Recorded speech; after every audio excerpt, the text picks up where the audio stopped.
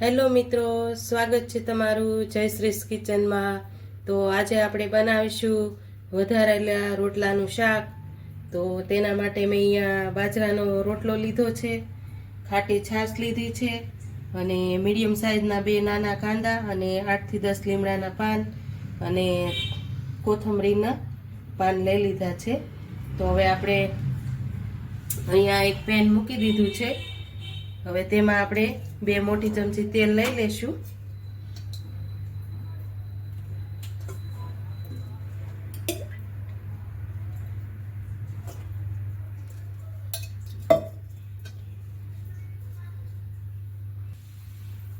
તો આપણું તેલ આવી ગયું છે, તો આપણે રાઈ જીરું એડ કરી દઈશું,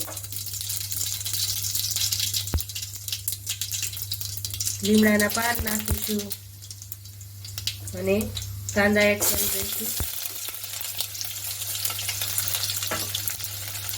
થોડા બ્રાઉન કલરના થાય ત્યાં સુધી આપણે તેને સાતળશું।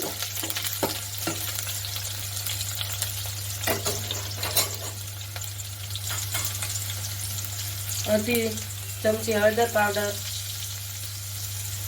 સ્વાદ પ્રમાણે નિમક અને આપણે અહીંયા લસણવાળું મરચું એડ કરવાનું છે।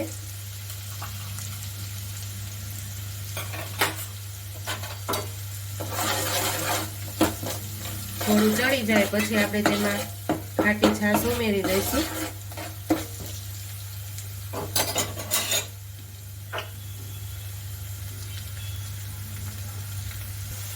તો આપણા કાંદા થોડા સતળાઈ ગયા છે, તો આપણે તેમાં ખાટી છાશ ઉમેરીશું।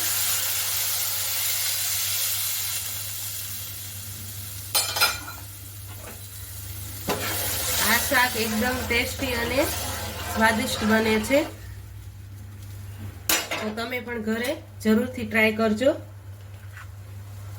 હવે આપણે તેમાં બાજરાના રોટલાના ટુકડા કર્યા છે તે એડ કરી દઈશું।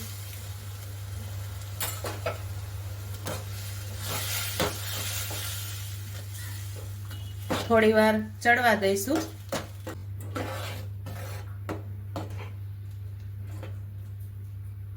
તો આપણું રોટલાનું શાક એકદમ સરસ રીતે બનીને રેડી થઈ ગયું છે। તો હવે આપણે તેને એક સર્વિંગ પ્લેટમાં લઈ લેશું।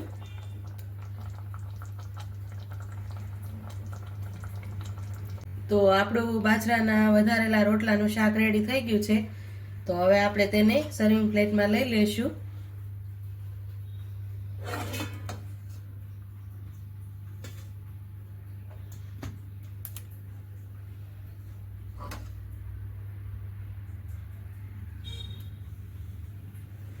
એકદમ સરસ ટેસ્ટી બનીને રેડી થઈ ગયું છે।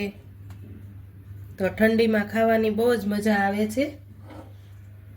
તો તૈયાર છે આપણું બાજરાના રોટલાનું શાક। તો જો તમને મારો આ વિડીયો પસંદ આવ્યો હોય તો લાઈક કરજો, શેર કરજો અને મારી ચેનલને સબસ્ક્રાઈબ કરજો અને કોમેન્ટમાં જણાવજો કે તમને મારું બાજરાના રોટલાનું શાક કેવું લાગ્યું।